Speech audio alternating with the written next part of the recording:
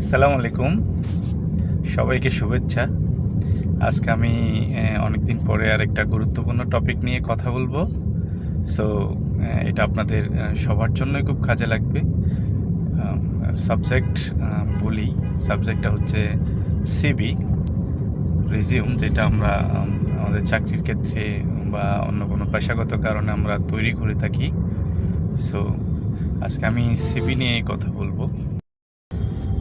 CV তৈরি করতে গিয়ে আমরা কিছু কমন ভুল করে থাকি, যেটা আমাদেরকে অনেক পিছিয়ে নিচ্ছে।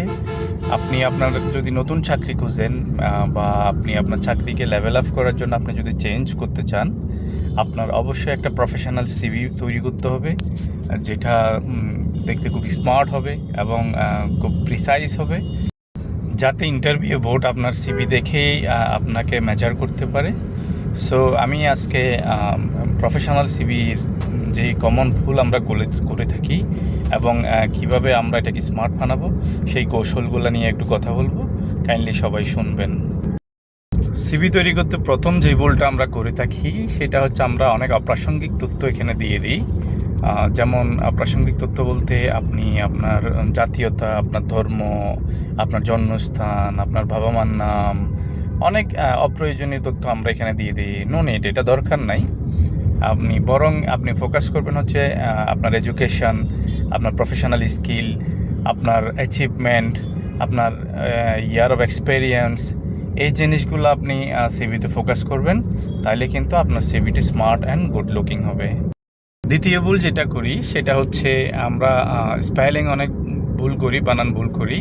পাশাপাশি আমাদের যে অবজেক্টিভগুলো আমরা লিখি সেগুলোর আমার গ্রামাটিক্যালি একটু প্রবলেম করি আমরা, কোনটার পরে কোনটা হবে, আমাদের সেন্টেন্সটা কিভাবে মেক হবে, এই জায়গায় আমরা অনেক ভুল করে থাকি। সো এটা করা যাবে না, ডোন্ট ডু। যদি আপনি যদি নিজে একটু উইক মনে হয় নিজেকে, বা আপনি যদি কনফিউজ মনে হয়, আপনি একজন বিশেষজ্ঞ যারা ইংলিশ এক্সপার্ট বা যারা অনেক দোকান আছে, যারা প্রফেশনাল সিভি তৈরি করতে করতে ওরা অনেক এক্সপার্ট হয়ে যায়, ওদের অনেক ফরম্যাট থাকে, আপনি ওখানটাকে ফলো করে আপনি আপনার একটা প্রফেশনাল স্মার্ট সিভি বানান।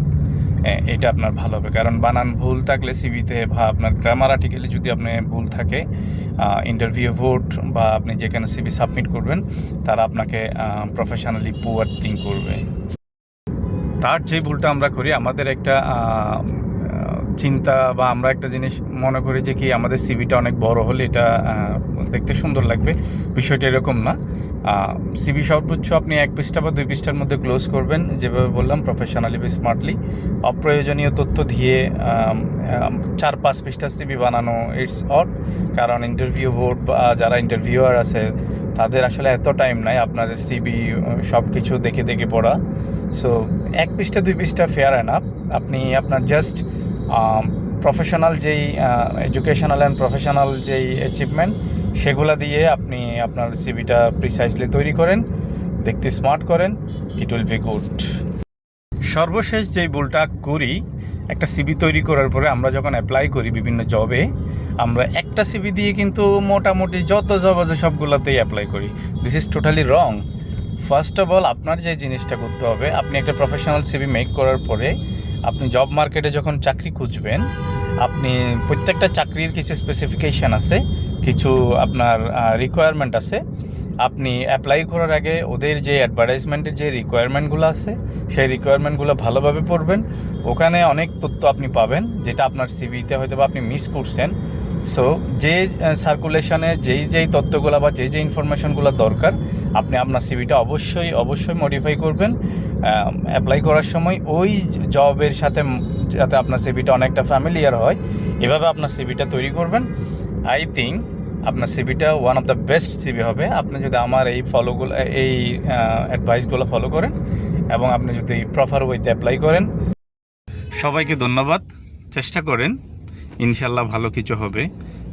রিমেম্বার, আমার পেজটা ফলো দিতে ভুলবেন না, কমেন্টস করতে ভুলবেন না, সাথে আপনার টাইমলাইনে শেয়ার করে দিবেন, যাতে আপনার মাধ্যমে সবাই দেখতে পারে, সবাই মোটিভেটেড হইতে পারে, সবাই এভাবেই তৈরি করে নিজের প্রফেশনটাকে বাছাই করতে পারে। Thank you.